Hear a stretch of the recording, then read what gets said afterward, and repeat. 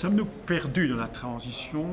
Je dirais que nous sommes en train de sortir de cet état de torpeur, d'inquiétude, à la fois sur le plan français et sur le plan international.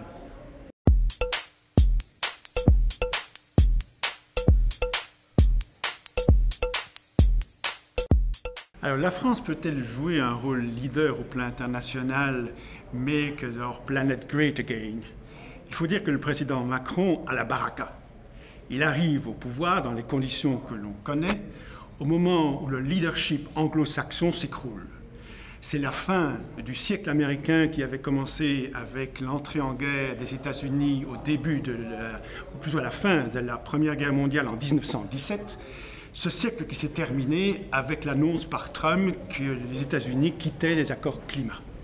Et en même temps, au même moment, Madame May est embourbée dans les problèmes du Brexit et des suites de ces élections.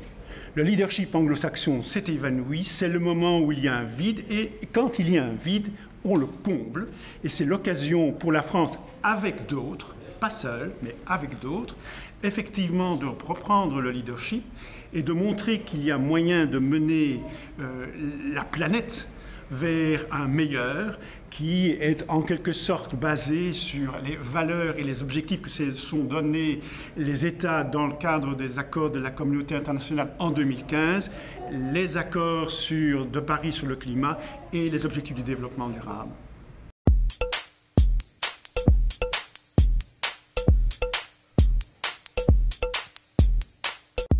Pour ce qui concerne la mise en œuvre des objectifs de développement durable au niveau de l'Union européenne, là aussi nous sommes en train de sortir de cette situation de torpeur parce qu'effectivement nous n'avions pas beaucoup d'espoir du côté de la Commission européenne et à nouveau voilà le phénomène Macron.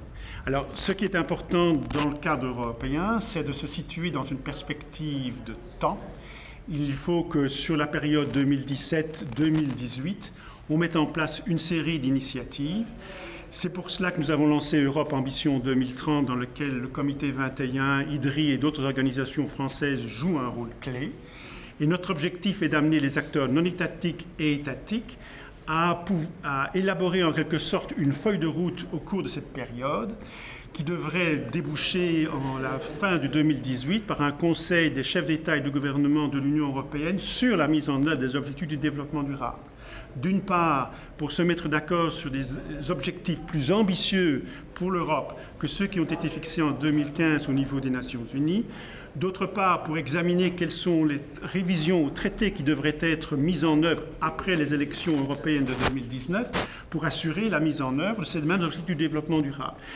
Et enfin, pour s'assurer que, comme on l'a fait avec le Grenelle de l'environnement au niveau français, il y a une espèce de Grenelle de l'environnement européen qui permet aux acteurs étatiques et non étatiques de se mettre d'accord sur la façon dont ils vont mettre en œuvre les engagements qu'ils ont pris.